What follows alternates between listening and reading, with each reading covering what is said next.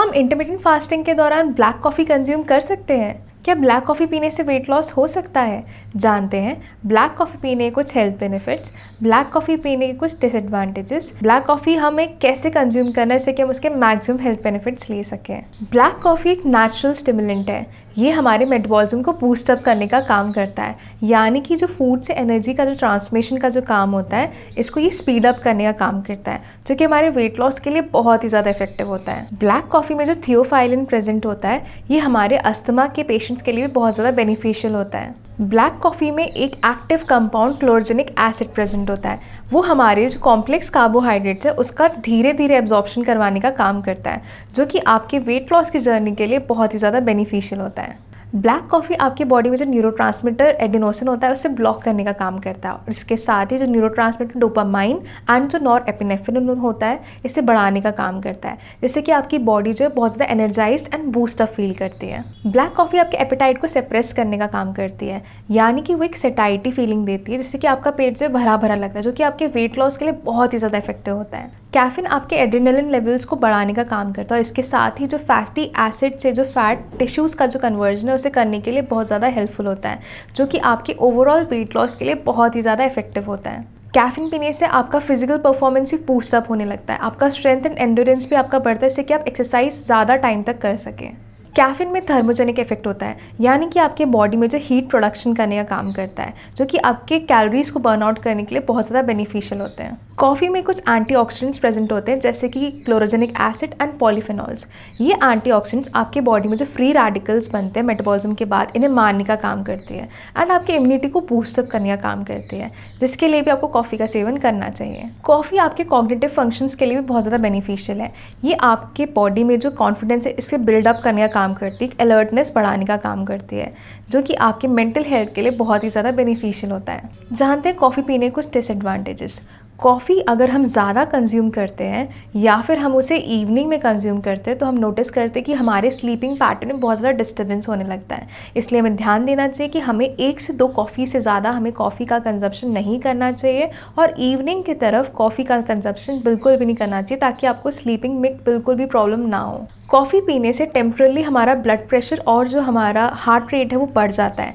इसलिए अगर आप हाइपरटेंशन या फिर हार्ट डिजीज़ के मरीज़ हैं, तो आपको बहुत ज़्यादा अमाउंट में कॉफ़ी का सेवन नहीं करना चाहिए, और अपने कंसल्टेंट से पूछने के बाद ही कॉफ़ी का सेवन करना चाहिए। कॉफ़ी हमारे बॉडी में कुछ एसिड्स को स्टिमुलेट कर सकता है, जैसे कि आपको इनडाइजेशन यानी कि अपच की समस्या हो सकती है, आपको एसिडिटी फील हो सकती है, हार्टबर्न फील हो सकता है, नॉजिया फील हो सकता है। अगर आप ये कोई भी सिम्टम्स अगर आप फील कर रहे हैं, तो आपको कॉफ़ी अवॉइड करना चाहिए।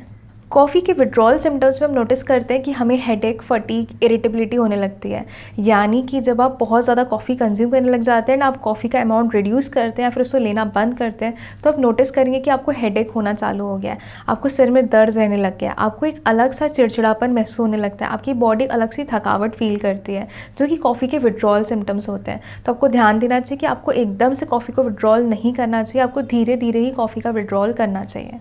कॉफ़ी का एक्सेसिव कंजप्शन करने से हम नोटिस करते हैं कि किसी किसी को एंजाइटी भी होने लग जाता है, या फिर उनकी जो नर्वसनेस है वो बढ़ जाती है, उनका चिड़चिड़ापन बढ़ जाता है, उनकी घबराहट बढ़ जाती है।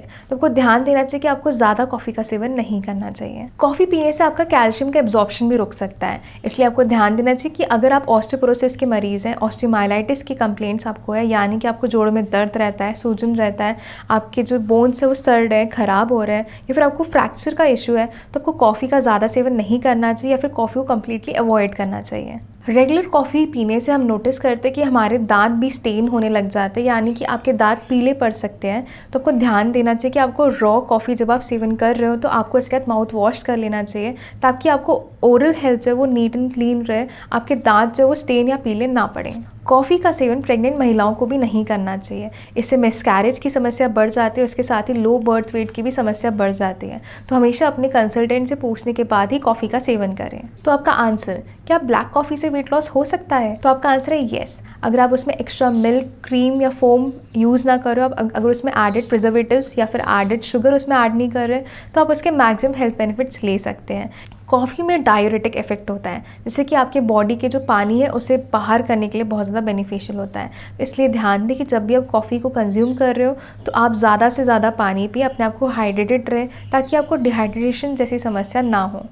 तो आपका आंसर, क्या हम ब्लैक कॉफ़ी इंटरमिटेंट फास्टिंग के दौरान कंज्यूम कर सकते हैं? तो आपका आंसर है येस। आप ब्लैक कॉफ़ी डेफिनेटली अपने इंटरमिटेंट फास्टिंग के दौरान आप ले सकते हैं। आप उसे एज अ फास्टिंग विंडो में भी इसका सेवन कर सकते हैं, जिससे कि आप इसके मैक्सिमम हेल्थ बेनिफिट्स ले सकें। इंटरमिटेंट फास्टिंग एक ईटिंग पैटर्न है जिसमें कि 2 विंडोज़ होते हैं, eating window and fasting window.